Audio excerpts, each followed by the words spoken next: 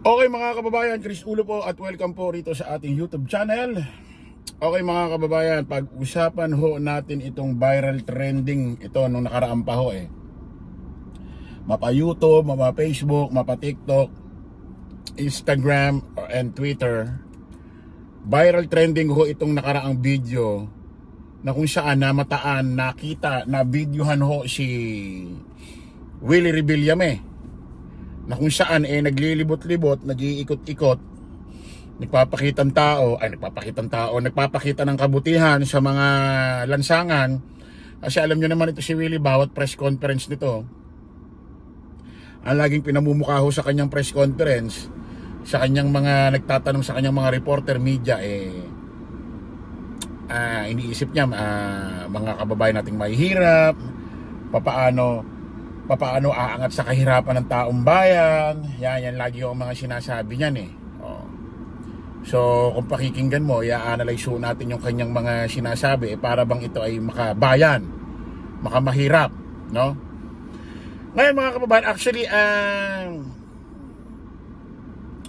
hindi ko pa ito ginagawa ng reaction, binibigyan ng reaction itong pangyayaring video na ito, kasi sa totoo lang nagsasawa na ako sa pagmumukha nito ni Willie Rebillame. Kasi para bang tatakbo sa Senado, na kung saan tatakbo sa Senado yung mga simpleng katanungan niya hindi niya magawa ng paraan paano masagot. Minsan pag hindi niya pa masagot, ibinabato na lang doon sa nagtanong na reporter.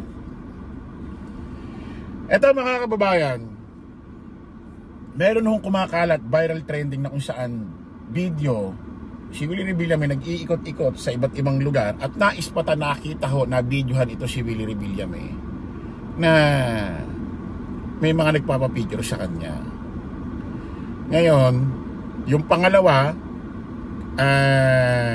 para bang dating nag-aalangan siyang magpapicture, parang di niya malang inakbayan, nakaganyan. Ngayon, yung pangatlo, may lumapit na parang iika-ika, pipilay-pilay na nanginginig, na may dalang saklay, may dalang tungkod, at may dalang sampagita. Makikita ho natin sa video ito. Alam nyo ba mga kababayan, ito may nakarating hong mensahe sa atin.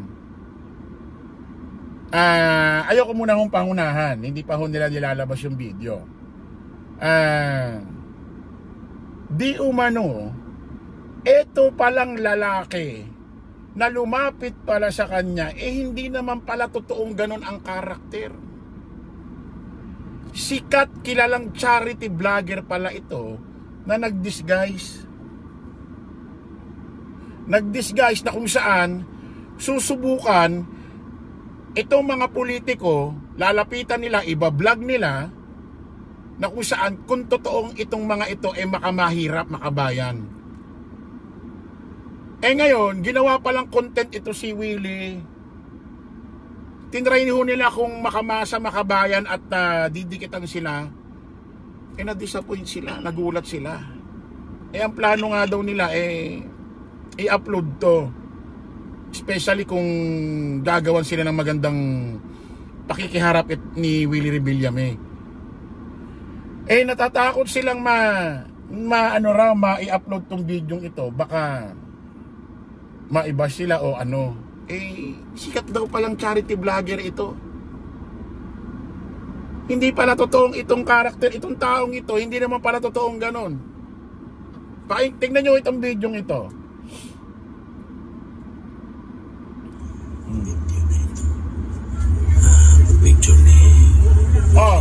Meron una. Meron una nagpa-picture sa kanya na ganyan, tuwan-tuwa siya. Inakbayan niya pa, yung kamay niya sa balikat, nakapolo. Makikita niyo yung kamay ni Willie, nakakbay pa siya. Nandiyan sa may polo, damit na polo ng lalaki. Ngayon, may susunod. Pansinin niyo po itong video na ito. Ayan na. Willie, dito sa mga ito.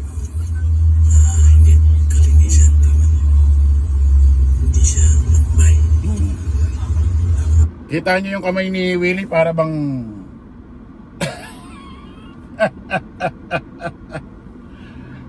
Para bang hindi malaman kung anong gagawin, para bang naiilang na nandidiri na hindi maintindihan kasi yung lalaki, nakbayan siya. O may sumunod dito, eto may sumunod, naglalakad na lalaki. Pansinin nyo ha. Pansinin nyo to. Tapos pansinin. Ayan na. PWD. Oh. Tapos nung magpapag-show sa kanya, lalapit, inalisan niya. Oh. Hindi natin alam kung ano sinasabi niya dyan. Ayan, gusto niya. Tingnan mo, may lalaki doon, may tukod, may dalang sampagita. Oh, mukhang mahirap talaga. Lalapit kay Willie. Hindi ko nagpa-picture si Willie. Hindi niya hinintay na magkaroon sila ng pagtatabi para sa picture. Oh, inalisan agad, tinalikuran ni Willie. Paano gagawa ng batas ganito ganyan para sa mahihirap? Yung pakikitungo nga hindi magawa.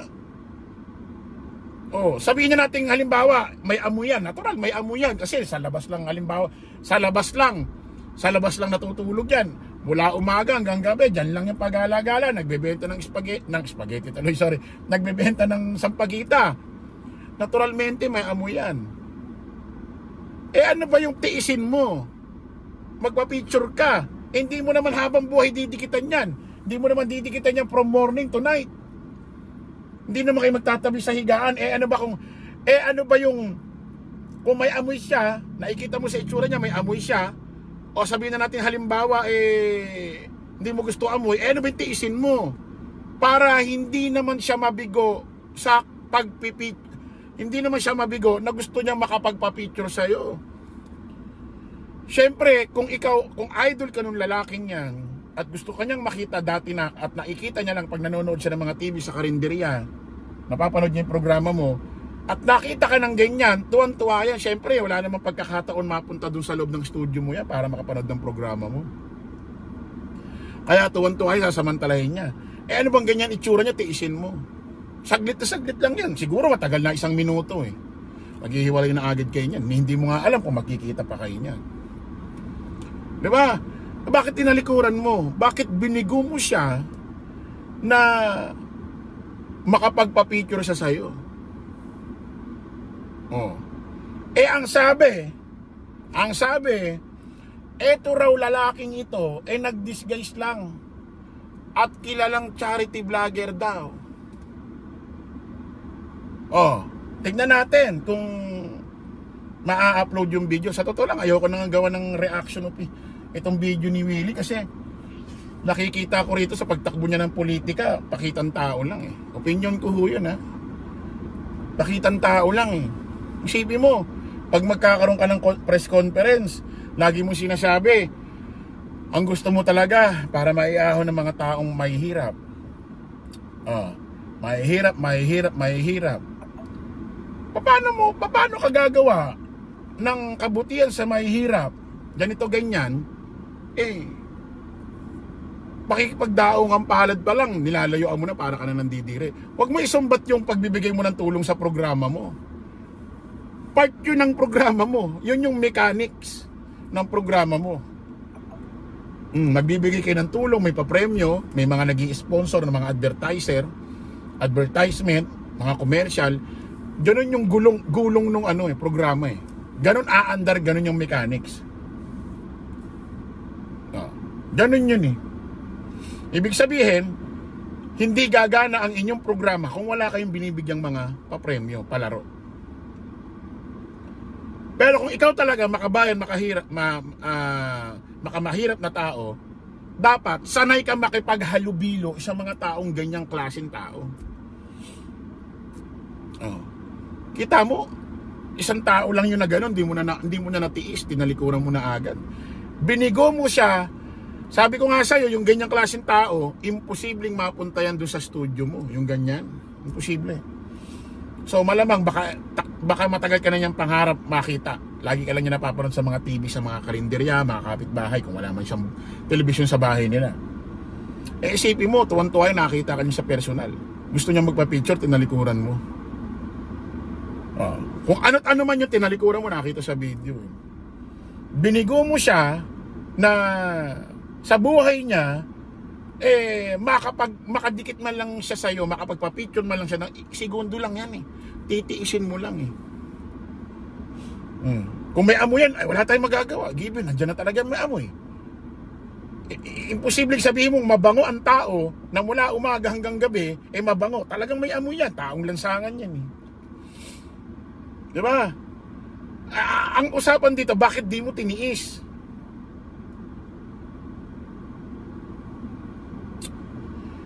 Okay, maraming salamat po mga kababayan. Kita-kita ulit tayo sa panibagong live, panibagong vlog. Alam po samantala ang inyong lingkod, Chris Ulo. Lagi natin tatandaan, don't follow the majority. Follow the right way. Maraming salamat. Kita-kits po tayo ulit. Bye po.